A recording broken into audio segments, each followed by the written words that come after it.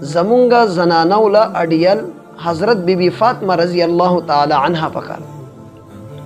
د نبی علیہ الصلوۃ والسلام د زړه هغه ټوکړه چې کله مرګ ته قریب شو هغه خپل خادم ته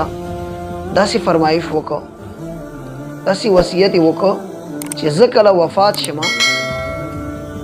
نو زما بے پردگی د وفات نه وروسته ونشي هغې نه یې تپوس وکړو د خادم مخکې چېرته سفر کړی و بلې علاقې ته تللی وه په هغه علاقې کې چې کله یو څوک وفات شي نو ښځو دپاره څه اهتمام نو هغې ورته وویل چې په دې ډنګۍ باندې د مړي په ډنګۍ باندې څلور طرف ته لختې ولګوي له پاسه پې څادر داسې واچي چې د ښځې جسم پکې نه معلومېږي حضرت بی بی فاطمه رضی الله تعالی عنها وویل چې زه کله مړه شومه نو زما په کټ باندې زما د جنازې په کټ باندې دا رقم شی جوړ کړئ چې زما د جسم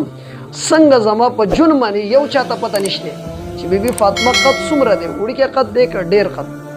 دنګه ده که وړوکی ده په جسم کې موټاپه ده که جسم یې پتله دی نو دارنګې د مرګ وروسته هم زما د جسامت زما د قد چاته پته نه سبحان الله دا د نبی علیه الصلاۃ والسلام لور ده د امت مور ده وفاطمه سیدة نساء اهل الجنه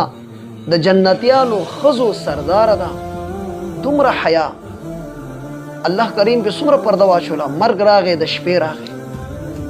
جنازه یې هم د شپې اوچته شو